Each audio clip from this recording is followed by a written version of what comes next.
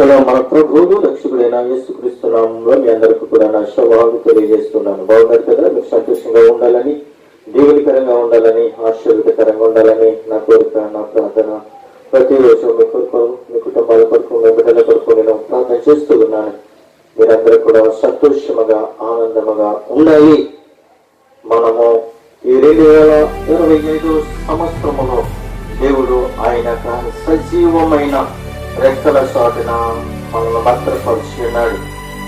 మనము ఈ 2025 సంవత్సరములో నుండి మనము 2026వ సంవత్సరములోనికి అడుగు పెట్టకపోతూ ఉన్నాం. మనమందరము కూడా దీవెనకరంగా, ఆశీర్వాదకరంగా ఉండాలి. మనమందరము కూడా సంతోషముగా, ఆనందముతో ఉండాలి. మనము మన కుటుంబాలతో సంతోషంగా గడపాలి అని మనము అనుకుని నూతన సంవత్సరములోనికి అడుగు పెట్టే కృప దేవుడు మనకి అనుగ్రహించాలి అని ప్రతిరోజు కూడా మనము పరిశుద్ధాత్మ దేవుడిని ఆరాధించే వారిలా ఉండాలి. ఈ 2025 సంవత్సరంలో ఏది ఎప్పుడు ఏది సంభవిస్తుందో మనకి తెలియదు. ఇది యెహోవా ఏర్పాటు చేసిన దినం. ఇది రక్షణ దినం. మీరు రక్షణ పొందకపోతే దేవుని యొక్క రాజ్యానికి వారసులు కానేరరు. మీరు ముందుగా మారు మనసు పొందలేకపోతే దేవుని యొక్క రాజ్యానికి వారసులు కాలేరు. ముందుగా మారు మనసు పొందుకోండి. రెండవదిగా దేవునికి మీ హృదయాలని అప్పగించండి. మూడవదిగా రక్షణ పొందండి. నాలుగవదిగా బాప్టిజం తీసుకోండి. ఐదవదిగా మీ పేర్లు దేవుని యొక్క గ్రంథములో రాసుకోండి. దేవుని యొక్క జీవ గ్రంథంలో రాయబడిన మీ పేర్లు చెడిపోకుండా చూసుకోండి. మన ప్రభువైన యేసుక్రీస్తు నీతిమంతుడు, యథార్థవంతుడు, పాపము లేనివాడు, పాపరహితుడు. ఆయన పూజనీయుడు, పూజార్హుడు, పరిశుద్ధాత్మదేవుడు. ఆయనే యెహోవా రాఫా, ఆయనే యెహోవా నీషి, ఆయనే యెహోవా షాలోమ్. దేవుడు మిమ్మల్ని అందరినీ కూడా తన పిల్లలుగా పిలుస్తూ ఉన్నాడు. దేవుడు తన బిడ్డలుగా మిమ్మల్ని ప్రేమిస్తూ ఉన్నాడు. మీరందరూ కూడా ఈ 2025 సంవత్సరంలో ఎవరైతే మారు మనసు పొందలేదో, ఎవరైతే రక్షణ పొందలేదో, మీరందరూ కూడా మారు మనసు పొందుకొని, రక్షణ పొందుకొని, బాప్తిసం తీసుకొని, మీ పేర్లు దేవుని యొక్క జీవ గ్రంథంలో రాయించుకొని దేవునికి వారసులు కావాలి. సాతానుగాడు మనందరినీ కూడా వాడు ఏం చేస్తూ ఉన్నాడు అంటే గాలిస్తూ ఉన్నాడు, వలలు వేస్తూ ఉన్నాడు, ఏలాలు వేస్తున్నాడు. వాడు చిక్కించుకోవడానికి, వాడు బంతులు వేయడానికి ఎన్నో ప్రయత్నాలు వెతుకుతూ ఉన్నాడు. ఏదో తోటలో సాతానుగాడు అవ్వను శోధించింది. అవ్వను మోసగించింది, దేవుని యొక్క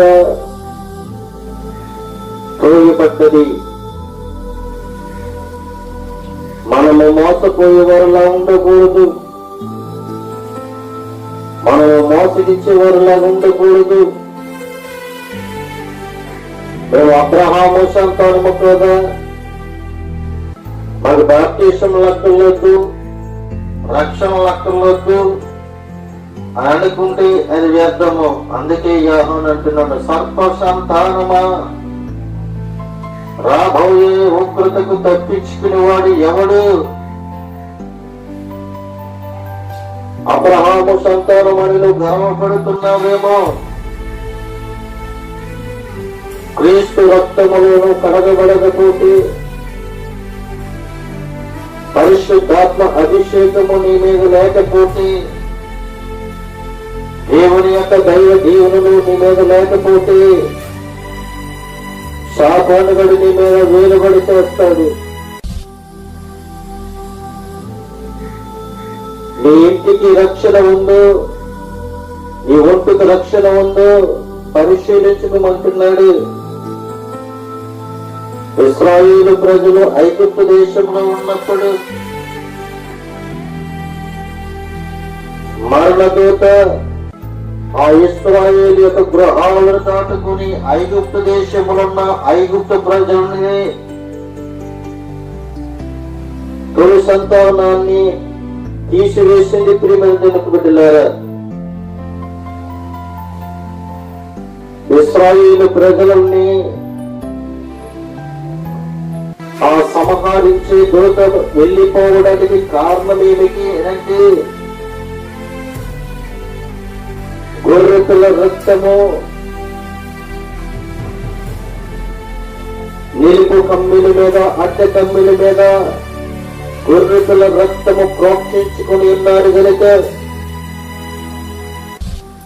ఆ సంహార దూత ఆ ఇశ్రాయేలు యొక్క గుమ్మములోనికి వెళ్ళకుండగా ఆ రక్తమును చూసి అది వెళ్ళిపోయింది.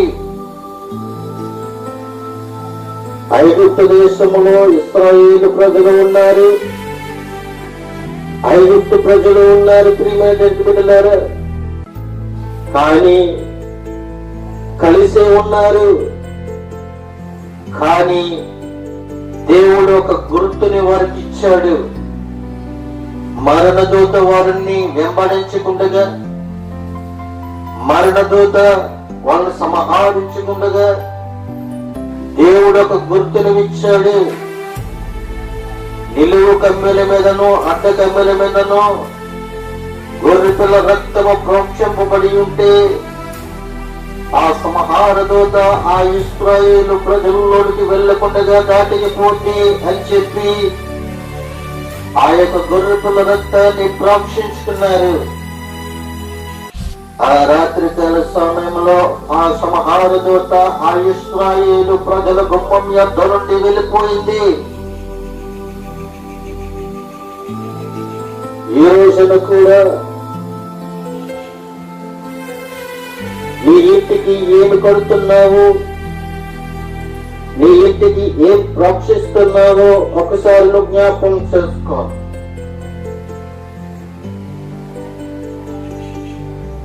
నీ ఇంటిని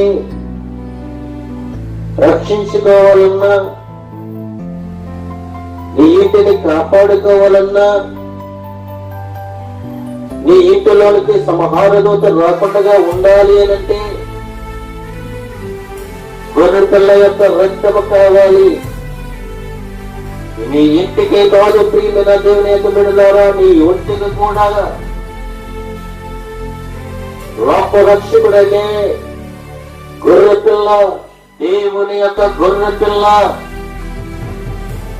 దేవుని యొక్క గొర్రెపిల్ల వదిలింపబడిన గొర్రెపిల్ల రక్తము నీ శరీరం మీద ఉండాలి, నీ శరీరము లోపల ఉండాలి. ఎందుకనేంటి యోహాను అంటూ ఉన్నాడు, బాప్తిసం ఇచ్చినప్పుడు, ఇదిగో దేవుని యొక్క గొర్రెపిల్ల, లోక పాపములను మోసుకుని పోతున్న దేవుని గొర్రెపిల్ల కానీ ఆనాడు దేవుని యొక్క గొర్రె పిల్లే కావచ్చు. ఆ గొర్రె పిల్ల రక్తము ఎవరైతే ఆ రక్తములో కడగబడతారో, ఎవరైతే గొర్రెపిల్ల రక్తములో ప్రోక్షింపబడతారో, ఎవరైతే గొర్రెపిల్ల రక్తములో పూజింపబడతారో, ఎవరి హృదయాల మీద, ఎవరి శరీరం మీద గొర్రెపిల్ల రక్తం యొక్క ముద్ర ఉంటుందో, వారి యొక్కకి ఏ దుష్టుడు గాని, ఏ దుర్మార్గుడు గాని, ఏ కీడు గాని ఆ వ్యక్తి మీదకి రాదు అని చెప్పి ఉన్నాడు.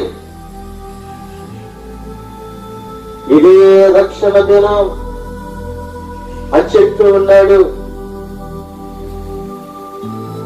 ప్రభువైన యేసు క్రీస్తు అంటున్నాడు, జకర్యా త్వరగా దిగుము,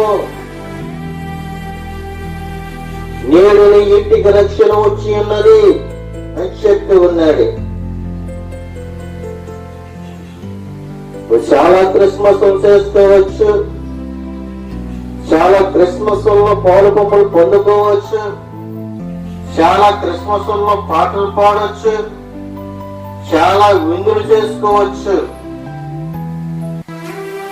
వ్యర్థమైన తలపులను కలిగి ఉండి ఎన్ని పండుగలు చేసినప్పటికీ కూడా అది వ్యర్థమే. కానీ లోక పాపములను మోసుకుని పోసిన దేవుని యొక్క రక్తములో నువ్వు కడగబడకపోతే నువ్వు దేవుని యొక్క రాజ్యానికి వారసుడు కాలేవు. ఇది సత్యం. ఇంకా ఎవరైనా ఆలస్యం చేస్తూ ఉన్నారేమో, ఇంకా మారు మనసు లేకుండా తిరుగుతున్నారేమో, మీ బిడ్డలకు నేర్పించండి, స్నేహితులకు చెప్పండి. మనం కడవర దినాలలో ఉన్నాం, దుర్దినాలలో ఉన్నాం, చివరి గడిలో ఉన్నాం. చూడండి ప్రియమైన దేవునికి బిడ్డలారా, మనం జరిగిన సునామీలలో మీరు చూడొచ్చు, కొంతమంది చూడకపోవచ్చేమో గాని ఫిలిప్పీ దేశముల నుండి సముద్రములో దగ్గరగా ఒక పర్వతము పట్టుకుని వచ్చి ఒక కొండ మీద నిలపబడినట్లుగా మేము చూసాం. కొన్ని వేల కిలోమీటర్లు సముద్రములో నుండి ఫిలిప్పీ దేశములో సునామీ వచ్చినప్పుడు సముద్రములో నుండి ఆ యొక్క బండ కొట్టుకుని వచ్చి గొట్టె మీద పెట్టి వెళ్ళిపోయినట్లుగా చూస్తూ ఉన్నాం. ఆ బండను చూడటానికి వేల ప్రజలు వచ్చారు. యేసుక్రీస్తు ప్రభు వారు అన్నారు కదా, విశ్వాసం ఉండుంటే, అనగా ఆమె కింద విశ్వాసం ఉండుంటే ఈ బండని పో అనంటే బండ వెళ్ళిపోద్ది అని యేసుక్రీస్తు ప్రభు వారు ఒక సాదృశ్యంగా చెప్పారు. అలాగే ఒక గ్రామానికి సరిపోయిన బండ, ఒక గ్రామానికి గ్రామ ప్రజలందరూ కూడా ఆ బండ మీద కట్టుకునే ఎన్నైతే గృహాలు కట్టుకుంటారో అంత బండ ఫిలిప్పీ దేశములో నుండి సముద్రములో నుండి కొట్టుకుని వచ్చింది. ఇది సాదృశ్యము కాదా? దేవుని రాకడ అతి సమీపంలో ఉన్నదని మీకు తెలియట్లేదా? అక్కడక్కడ భూకంపాలు వస్తున్నాయని తెలియట్లేదా? అక్కడక్కడ జలప్రయాలు వస్తున్నాయని మీకు తెలియట్లేదా? అక్కడక్కడ అనేక మంది ప్రజలు చనిపోతున్నారని మీకు తెలియట్లేదా? అనేక మంది విరుకులు ఇబ్బందులు పడుతున్నారని మీకు తెలియట్లేదా? అనేక మందికి కరువు, ఆహారం లేక అలమటించిపోతున్నారని మీకు తెలియట్లేదా? అనేక మందికి వస్త్రహీనులుగా ఉంటున్నారని మీకు తెలియట్లేదా? దేవుడి రాకడ అతి సమీపంలో ఉన్నదని మీకు తెలియట్లేదా? కానీ ఆద మనిషి మీరు నిద్రపోతున్నారేమో, ఆద మనిషి మీరు నిద్రపోతూ ఉన్నారేమో అని ప్రభు మీకు నిలుగు చేస్తూ ఉన్నాడు. ప్రియమైన దేవుని యొక్క బిడ్డలారా, ఈరోజు కొద్ది నిమిషాలు దేవుని యొక్క వాక్యముల నుండి మనం నేర్చుకోబోతున్నాం. పూర్వము స్త్రీలు ఎలా ప్రవర్తించారో అన్న అంశం మీద దేవుడు ఈ రోజున మనందరితో మాట్లాడుతూ ఉన్నాడు. మొదటి పేతురు రాసిన పత్రిక 3వ అధ్యాయము 5-6 వచనములో మనం చూస్తున్నట్లయితే అక్కడ ఈ విధంగా బయలుపరుస్తూ ఉన్నాడు. అటువలే పూర్వము దేవుని ఆశ్రయించిన పరిశుద్ధ స్త్రీలను తమ స్వపురుషులకు లోబడి ఉండుట చేత తమ్మును తాము అలంకరించుకుని ఆ ప్రకారము సారా అబ్రహామును యజమానుడని పిలుచు అతనికి లోబడి ఉండెను.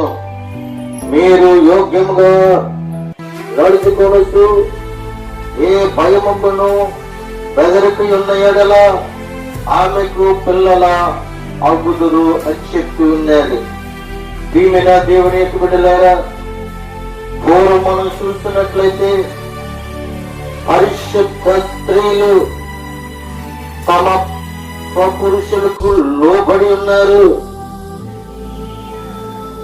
పూర్వ స్త్రీలు చూసినట్లయితే స్వపురుషులకు లోబడి ఉన్నారు, తమను తాము అలంకరించుకుని ఉన్నారు.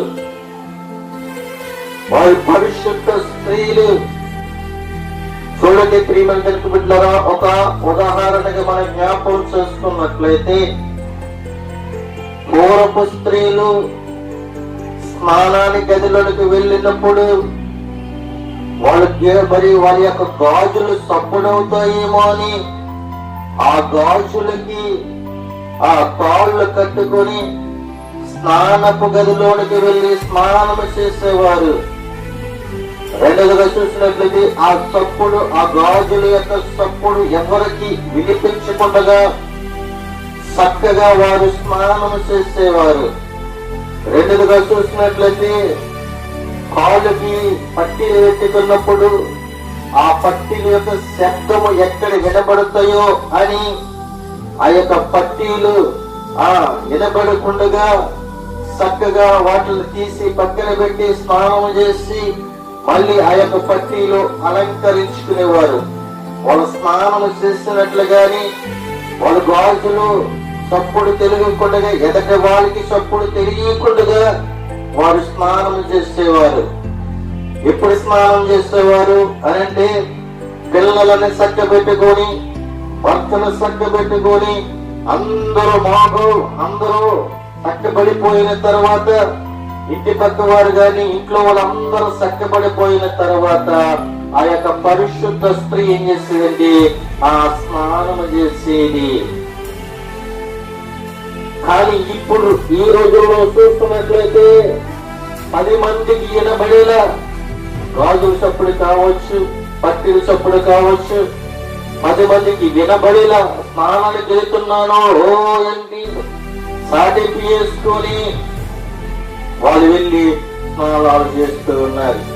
చూడండి, పూర్వపు స్త్రీలు ఎలాగున్నారు, ఇప్పుడు స్త్రీలు ఎలాగున్నారు అనే ఒక ఆలోచన చేసుకున్నట్లయితే పూర్వపు స్త్రీ తన భర్తని అనగా తన యజమానుడిని ఏమని పిలిచేది అంటే యజమానుడా అని పిలిచేది, పేరు పెట్టి పిలిచేది కాదు. ప్రియమైన దేవునికి బిడ్డలారా, నా యజమానుడా అని పిలిచేది పరిశుద్ధ స్త్రీ.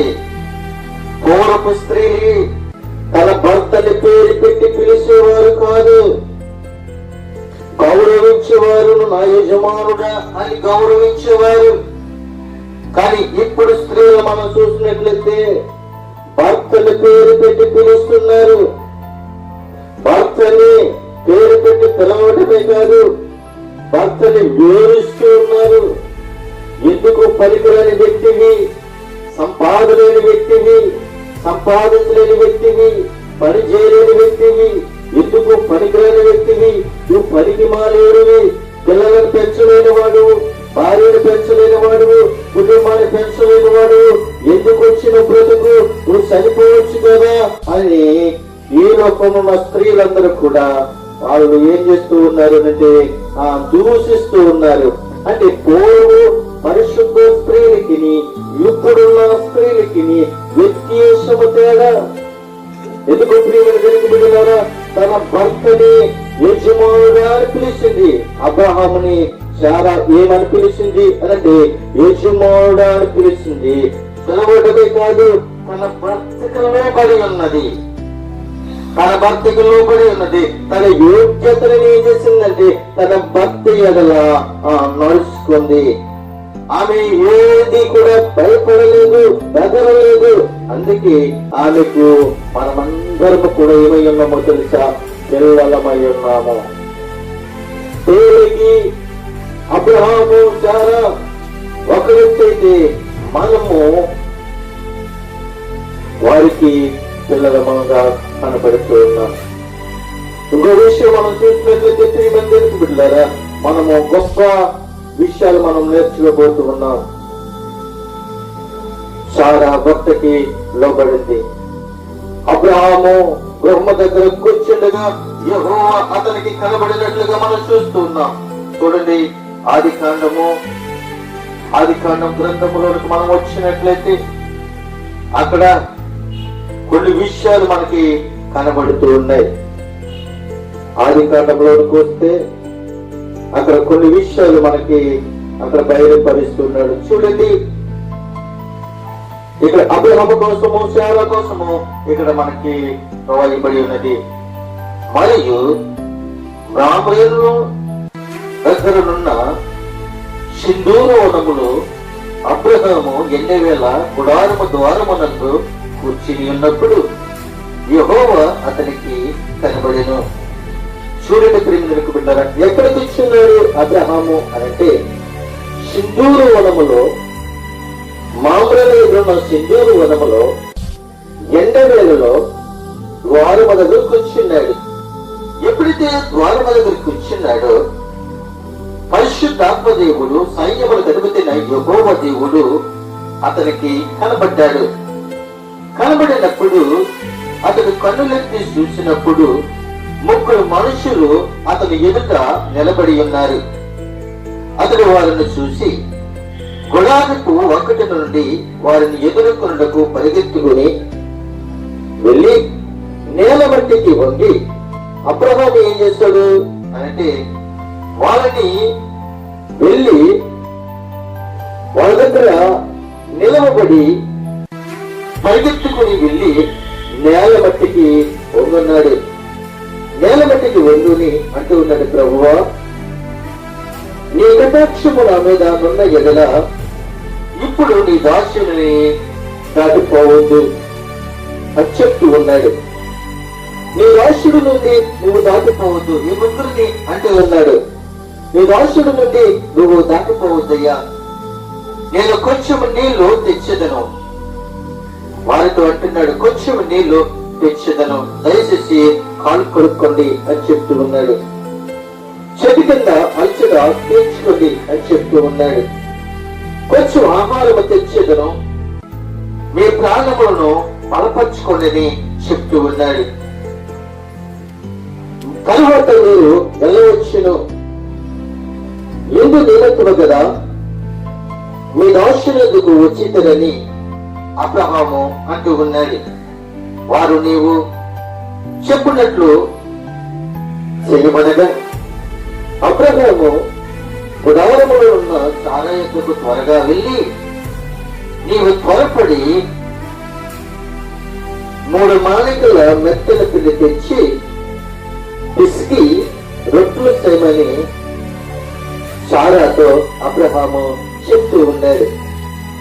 అబ్రహాము పశువుల మందకి పరిగెత్తి ఒక మంచి లేత దూడను తెచ్చి ఒక పనివాడికి అప్పగించి వాడితో అంటున్నాడు, దాన్ని త్వరగా సిద్ధపరచుము అని చెప్తూ తరువాత అతడు వెన్నను పాలను తాను సిద్ధపరిచి చేయించిన దూడను తెచ్చి వారి ఎదుట సిద్ధపరిచి ఉన్నాడు. అతడు ఏం చేస్తాడు అంటే వారి ఎదుట సిద్ధపరిచాడు. అయితే ప్రియమైన దేవుని బిడ్డలారా, వారు భోజనము చేస్తుండగా వారి యొక్క చెట్టు కింద నిలిచి ఉండెను. వారు అతనితో, నీ భార్య అయిన సారా ఎక్కడున్నదని ఆ ముగ్గురు అడుగుతూ ఉన్నారు. అబ్రహాం అంటూ ఉన్నాడు, ఇదిగో గుడారంలో ఉన్నది అని చెప్తూ ఉన్నాడు. అందుకు ఆయన అంటూ ఉన్నారు, మీదటికి ఈ కాలమున నీ యొద్దకు నిశ్చయంగా మరలా మేము వచ్చేదము అని చెప్తూ నీ భార్య అయిన సారాకు ఒక కుమారుడు కలుగునని చెప్పును. అయితే సారా ఆయనను వెనుకకు నుండిన గుడారపు ద్వారమును విడిచిండెను. అయితే ప్రియమైన దేవునికి బిడ్డలారా, అబ్రహామును సారాను బహుకాలము గడిచిన వృద్ధులై ఉన్నారు గనుక, స్త్రీ ధర్మము సారాకి నిలిచిపోయింది గనుక, సారా నేను బలము ఊడిన దానినైనా నాకు సుఖము కలిగిన నా యజమానుడు వృద్ధుడై ఉన్నాడు కదా అని తనలో నవ్వుకుంటూ ఉన్నది. ఎప్పుడైతే నవ్వుకుంటుందో యెహోవా అబ్రహాముతో అంటూ ఉన్నాడు, వృద్ధురాలైన నేను నిశ్చయముగా ప్రవశించేదనా అని సారా నవ్వినేలా, యెహోవాకు అసాధ్యమైనది ఏదైనా ఉన్నదా? మీదటికి ఈ కాలము నిర్మయ కాలమును యందు నీ యొద్దకు తిరిగి వచ్చేదను. అప్పుడు సారాకు కుమారుడు కలుగును. సారా భయపడి నేనెవ్వలేదని చెప్పాను. ఆయన అవును నువ్వు నవ్విందినను అని చెప్తూ ఉన్నాడు. అయితే ప్రియమైన దీనికి బిడ్డలారా, మనుషులు అక్కడి నుండి లేచి సుగమ పట్టణము చూసి అబ్రహాము వారిని సాగలినప్పుడు వారితో కూడా వెళ్ళను. యెహోవా నేను చెయ్యబోయే కార్యములు అబ్రహాముకు దాస్యదన, అబ్రహాము నిశ్చయముగా బలమగల గొప్ప జనమును అతని మూలముగా భూములోని సమస్త జనములను ఆశీర్వదింపబడును అని వాళ్ళు ఆశీర్వదించి వెళ్ళినట్లుగా మనం చూస్తూ ఉన్నాం. గొప్ప దేవుడు మన దేవుడు. అబ్రహామును సారా గౌరవించింది. పిల్లలు లేనప్పటికీ కూడా దేవుడు అబ్రహాముతో మాట్లాడి అబ్రహాముకు వాగ్దానం చేసి వాగ్దాన రూపంలో గర్భఫలమును ఇచ్చినట్లుగా ఆశీర్వదించినట్లుగా అబ్రహాము యొక్క కుటుంబాన్ని ఆశీర్వదించినట్లుగా మనం చూస్తున్నాం. ప్రియమైన దేవునికి బిడ్డలారా, ఈ రోజుని నువ్వు దుఃఖించొచ్చేమో, ఈ రోజు నువ్వు ఇబ్బందులు పడొచ్చేమో. నాకు వివాహమైంది 10 సంవత్సరాలు అయింది, వివాహమైంది 20 సంవత్సరాలు అయింది, వివాహమైంది 40 సంవత్సరాలు అయింది అని నువ్వు భయపడుతున్నావేమో. కానీ అబ్రహాము దేవునికి లోబడ్డాడు. సారా తన భర్తకి లోబడింది. అబ్రహాము సారా దేవునికి ఇదేతులుగా కనబడి ఉన్నారు. అందుకే దేవుడు అబ్రహాముని దర్శించాడు. 100 సంవత్సరములో అబ్రహాముకి తన కుమారుడిని అనుగ్రహించాడు. నువ్వు తొందరపడుతున్నావేమో, పిల్లల విషయంలో తొందరపడుతున్నావేమో, పిల్లల విషయంలో భర్త దూషిస్తున్నావేమో, పిల్లల విషయంలో భార్య దూషిస్తున్నావేమో, పిల్లల విషయంలో నీవే దూషించుకుంటున్నావేమో. సమయము సందర్భము ఉంది.